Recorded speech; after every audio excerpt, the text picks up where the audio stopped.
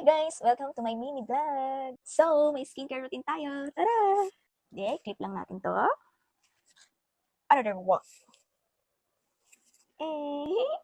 First, open na natin yung Snail White pouch. First natin i-apply is itong Ahaba Toner para ma-exfoliate and ma-reveals yung glowing skin natin. Apply na natin. Yan. Ang next natin i-apply is itong Lifting Essence Water para ma-rejuvenate ang ating skin. Upward ulit. Nakaka-lift din to ng face. And para mabawasan yung ating mga wrinkles.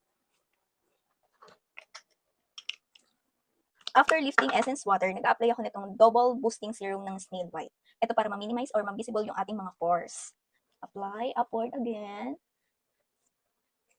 Oh, kita niyo yan? Kita niyo yung skin ko, ang glow na agad. Itong double boosting serum is nagpe-fade din yung mga dark spots natin. Yan, natatago niya lahat ng chismis.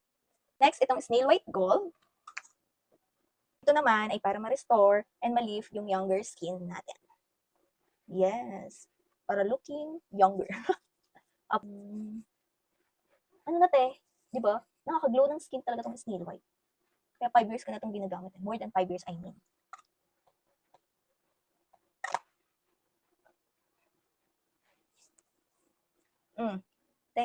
Te, ano na?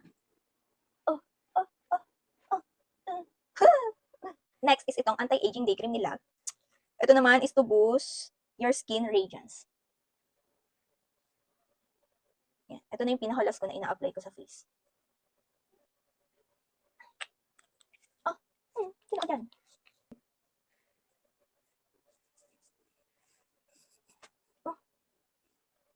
Sino ka dyan? Ganda-ganda ka na naman si ate. Hindi. Itong anti-aging ni Snail White is SPF 30 na din ha.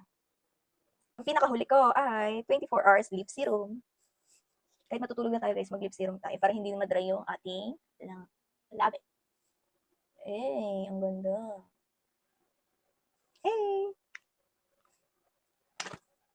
So, ito na ang aking final look for my skincare routine before going to sleep. And last, mag-apply ako ng Snail White Body Booster. Open lang natin siya. Ayan. Ooh. Ulog. Apply din tayo sa my leg. Ayan. Okay na. Good night!